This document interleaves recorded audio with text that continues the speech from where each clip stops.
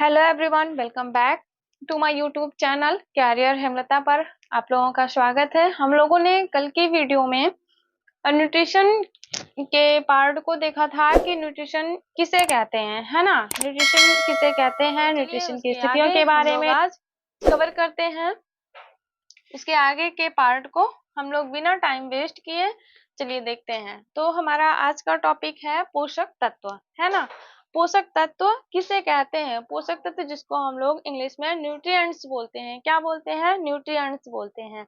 कहने का मतलब क्या है कि पोषक तत्व किसे कहते हैं? ऐसे पदार्थ जिनमें ना ही उनकी मात्रा अधिक हो और ना ही कम हो, बल्कि हमारे स्वास्थ्य को उत्तम बनाए रखने के लिए शरीर की आवश्यकता के अनुसार हो, पोषक तत्व कहलाते हैं। कुल मिलाकर कहने का मतलब है कि पोषक तत्व क्या है।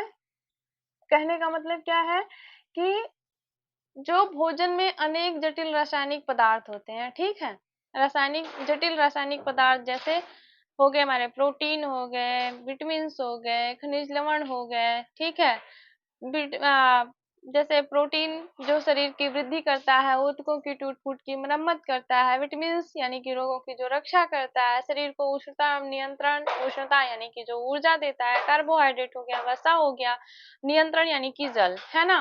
और खनिज लवण, जो इतने हमारे पोषक तत्व हैं। और शरीर रासायनिक पदार्थ शरीर में होने वाली विभिन्न प्रकार की क्रियाओं को संपन्न करने के लिए एवं स्वास्थ्य को स्वस्थ बनाए रखने के लिए उचित मात्रा में आवश्यक होते हैं। उन्हें हम लोग पोषक तत्व या न्यूट्रिएंट्स कहते हैं। कहने का कुल मिलाकर कहने का मतलब ये है कि जो हम भोजन लेते हैं, उस भोजन से रिलीज होने वाले जो पौष्टिक तत्व होते हैं, उनकी मात्रा में ना अधिकता हो ना ही वो कमी हो, बल्कि वो हमारे शरीर के स्वास्थ्य के अनुसार और हमारे शरीर के स्वास्थ्य को उत्तम बनाए रखने के लिए एकदम परफेक्ट मात्रा में हो, आवश्यकता के अनुसार हो, ठीक है।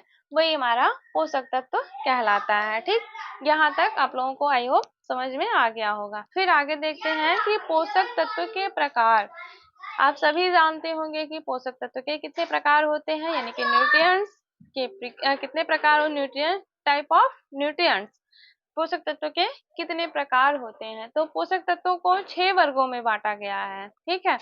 पहला आता है कार्बोज, इसे हम लोग कार्बोहाइड्रेट भी बोलते हैं, CHO। दूसरा आता है वसा यानी कि फैट। तीसरा है प्रोटीन। चौथा है खनिज लवण जिसे हम लोग मिनरल्स बोलते हैं। पांचवा हमारा विटामिन आता है और छठा हमारा जल यानी कि वाटर आता है। ठीक, यहाँ तक आया समझ में आप लोगों को? अगर आप लोगों के कुछ टीजीटी पीजीटी एग्जाम में पूछ लिया जाए कि पोषक तत्व कितने प्रकार के होते हैं या पोषक तत्वों को कितने वर्गों में बांटा गया है, तो आप लोग क्या बताएंगे? 6 वर्गों में बांटा गया है। कौन कौन से? कार्बोज, वसा, प्रोटीन, खनिज लवण, विटामिन, जल। ठीक है। खनिज लवण को ऐश भी बोलते हैं। खनिज लवण को क्या कहते हैं? ऐश, ASH, यानी जिसका मतलब होता है राख, ठीक है। इसको हम लोग ऐश भी बोलते हैं। ठीक, यहाँ तक बात समझ में हो आई आप लोगों को? क्लियर? आगे बढ़ते हैं। देखिए फ्रेंड्स, आप लोग इस पे मत जाइएगा कि आपने उधर क्या लिखा है फिर इधर क्या लाके लिखा है। मैंने अपने नोट्स में उन्हीं चीजों को मेंशन किया है जो एग्जाम बेस्ड है, बहुत ही इम्पोर्टेंट है, ठीक है। तो ये भी क्वेश्चन पूछा जाता है कि पाचन क्या है, पाचन कैसी प्रक्रिया है। आपके एग्जाम में पूछ लिया जाता है कि पाचन कैसी प्रक्रिया है, जटिल रासायनिक प्रक्रिया है या सरल है।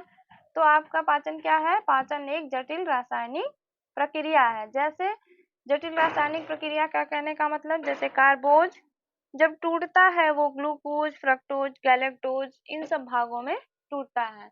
और दूसरा है प्रोटीन। दूसरा नहीं, मतलब कहने का मतलब है कि जो पोषक तत्व रिलीज होते हैं हमारे शरीर में, वो किन किन भागों में टूटते हैं। तो प्रोटीन हमारा टूटता है अमीनो अम्ल में। अमीनो अम्ल हमारे कितने प्रकार के होते हैं? 20 होते हैं। कितने होते हैं? 20। अमीनो अम्लों की संख्या 20।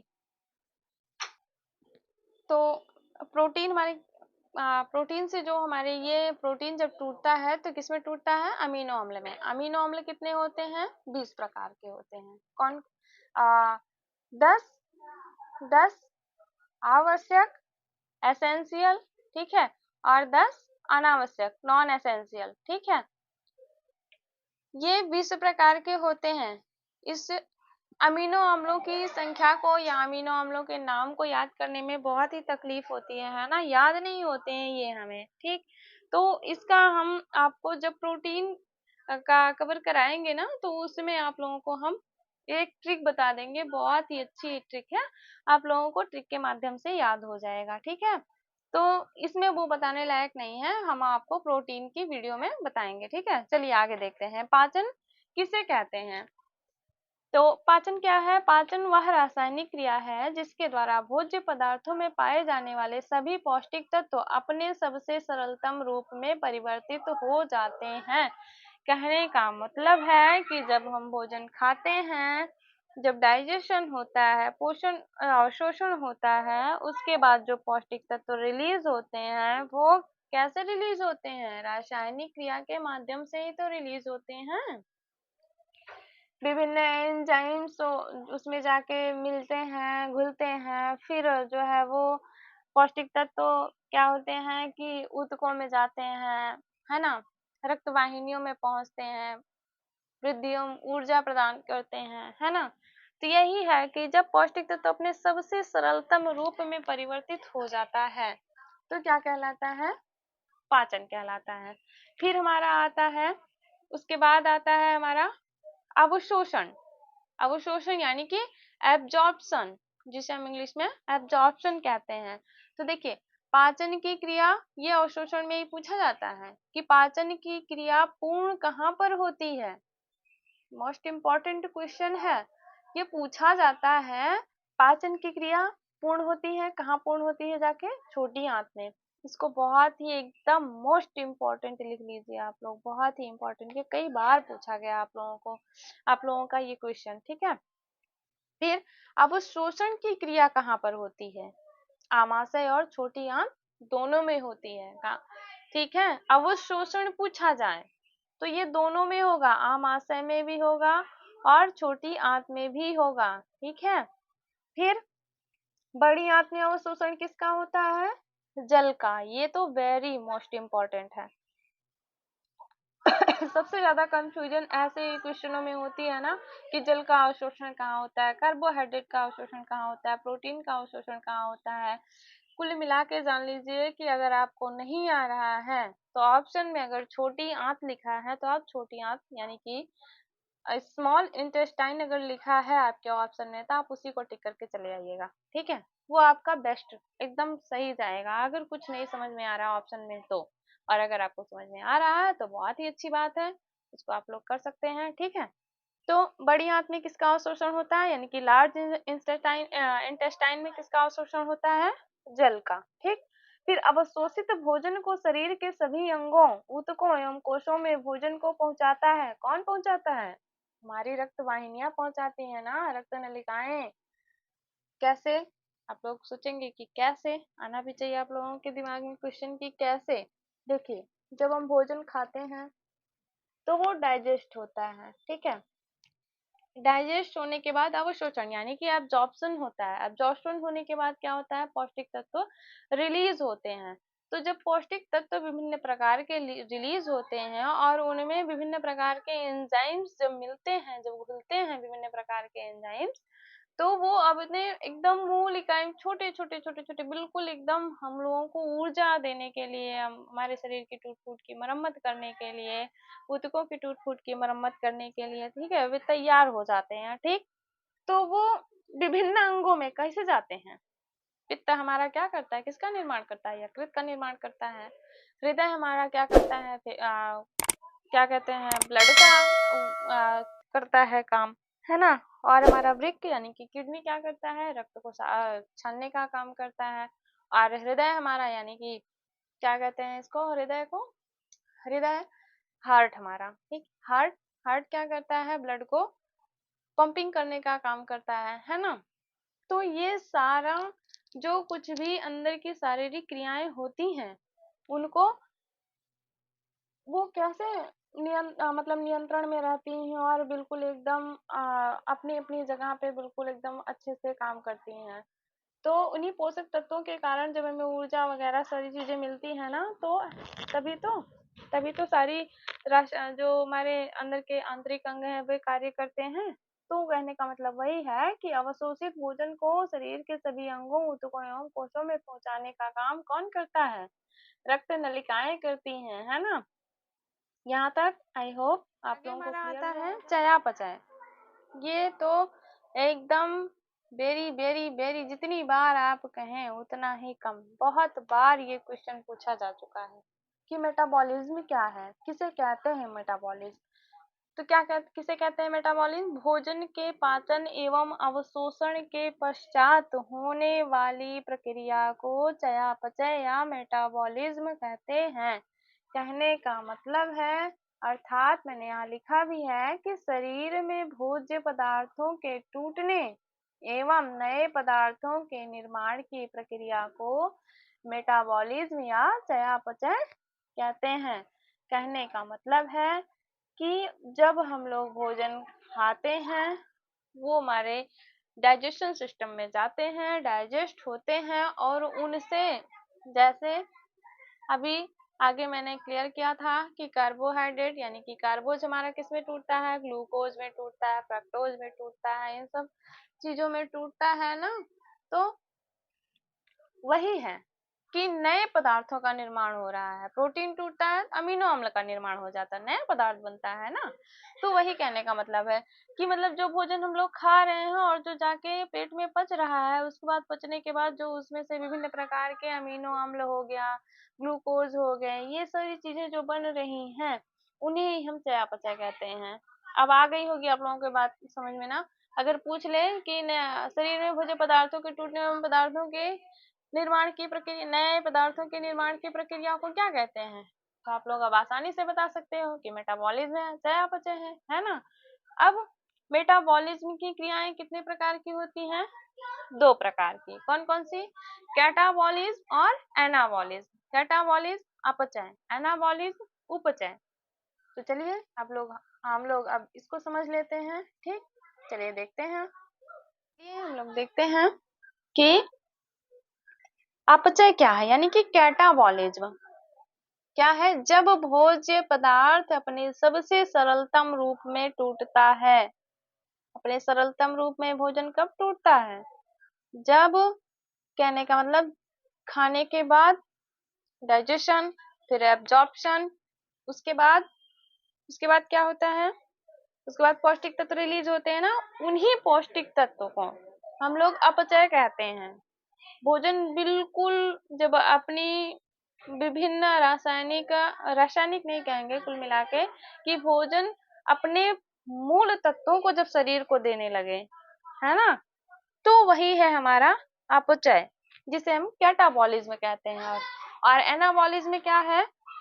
एनाबॉलिज्म यानी कि उपचय, जब भोज्य पदार्थों के सबसे सरलतम रूप में टूटने के पश्चात शरीर में निर्माणकारी क्रियाओं, जैसे मांसपेशी, तंतु निर्माण, रक्त निर्माण, ग्लाइकोजन निर्माण आदि नए पदार्थों के बनने की प्रक्रिया। आई बात समझ में कि उपचय क्या है?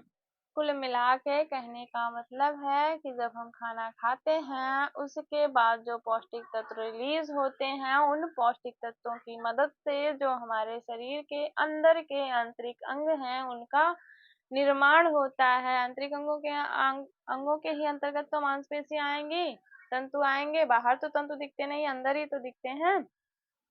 रक्त भी हमारा बाहर नहीं दिखता, आंतरिक अंगों के अंदर ही दिखता है ना। ग्लाइकोजन, है ना। इन सब नए पदार्थों, जितने भी शरीर में नए पदार्थ बनते हैं, वो उपचय कहलाते हैं। ठीक, अब अपचय समझ में आया, सरलतम रूप में टूट रहा था। कौन टूट रहा था? भोजन टूट रहा था। उपचय समझ में आया कि भोजन टूट गया और अपने जो पौष्टिक तत्व रिलीज किया, उन पौष्टिक तत्वों के माध्यम से शरीर में जो विभिन्न मांसपेशियां, तंतुओं आदि ने जो निर्माणकारी पदार्थ है, उनका निर्माण हो रहा है। जो निर्माणकारी क्रियाएं हैं, उनका निर्माण हो रहा है, वो हमारा उपचय यानी कि एनाबॉलिज्म हो गया। कुल मिला के आप लोग इसको याद कर लीजिए, आप लोगों को याद हो जाएगा। चयापचय समझ में आया? ये समझ में आया ना कि जब नए पदार्थों का निर्माण हो रहा था, भोज्य पदार्थ टूट रहे थे और उनसे नए पदार्थों का निर्माण हो रहा था, तो वही कहला रहा था हमारा चयापचय। और चयापचय किससे मिलकर बनना होता है? अपचय और उपचय। अपचय में नया पदार्थ अपचय में भोजन अपने सबसे सरलतम रूप में टूट रहा था, और उपचय क्या कर रहा था? निर्माणकारी क्रियाएं दे रहा था। चाहे आप लोग यहीं ऐसे एरो करके लिख लीजिएगा कि अपचय क्या है? भोजन सबसे सरलतम में टूट रहा है, ठीक है। और उपचय ये निर्माण कर रहा है, ठीक, निर्माण कर रहा है। ये दोनों जब मिल जाएंगे तो हमारा क्या बन जाएगा? Metabolism. Catabolism plus anabolism equal to metabolism. आई बात समझ में? ये इतनी जो लाइन लिखी है मैंने, ये आपके यूनिक क्वेश्चंस में जाएगा, ठीक है। ये यूनिक क्वेश्चंस है। कौन सा क्वेश्चन है ये यूनिक क्वेश्चन है। कैटाबॉलिज्म, कैटाबॉलिज्म को ही उपचय बोलते हैं ना। तो उपचय की क्रिया सबसे अधिक होती है कब? बाल्यावस्था में। बाल्यावस्था में तो वृद्धि विकास अपने उच्चतम स्तर में होता है। सबसे तेज गति से बाल्यावस्था में ही तो होता है। तो उपचय की क्रिया कब अधिक होगी? बाल्यावस्था में अधिक होगी ना। बाल्यावस्था में ही हमारे रक्त का निर्माण होता है, हमारी मांसपेशियों का निर्माण होता है। कहते हैं कि बच्चे को अधिक से अधिक भोजन खिलाया जाए, बराबर मात्रा में दिया जाए, बार बार दिया जाए, है ना, क्योंकि उसकी वृद्धि एवं विकास की अवस्था होती है। तो कब अधिक होगी? बाल्यावस्था में। और सबसे कम कब होगी? सबसे कम कब होगी? वृद्धावस्था में ना। इंसान जीर्णावस्था में होता है, मरने के कगार पर होता है। मरने के कगार पे क्यों पहुंचता है? क्योंकि यहाँ पे विकास रुक जाता है, अरे वृद्धि रुक जाती है ना। यहाँ पर वृद्धि रुक जाती है। वृद्धि हमारी एक समय सीमा तक चलती है। वृद्धि एक समय सीमा तक चलती है ना। क्या तो यहाँ तक आप लोगों को बहुत ही अच्छे से समझ में आया होगा, है ना। तो बताइएगा आप लोगों को ये वीडियो कैसी लगी, और आप लोगों को अगर ये वीडियो अच्छी लगी हो तो कमेंट जरूर करिएगा। और तो इसके आगे के पार्ट को हम लोग कल कवर करेंगे, ठीक है। तो मिलते हैं नेक्स्ट वीडियो में, अगले टॉपिक में मिलते हैं हम लोग, ठीक है। और आप लोगों को अगर ये वीडियो अच्छी लगी हो और स्क्रीनशॉट लेना चाहें तो ले सकते हैं। और वीडियो अगर आपको पसंद आई हो तो प्लीज़ एक लाइक ज़रूर करिएगा। और ऐसे यूजफुल वीडियो देखने के लिए कैरियर हेमलता हमारे चैनल को सब्सक्राइब जरूर करिएगा और शेयर भी कर दीजिएगा। शेयर करना मत भूलिएगा ताकि और लोगों तक ये क्लास ही मान के चलिए, प्रिपरेशन क्लास है, ताकि और लोगों तक पहुंच सके। तो चलिए मिलते हैं नेक्स्ट वीडियो में, तब तक के लिए bye bye, to take care all of you. हाँ, तो ओके, बाय बाय।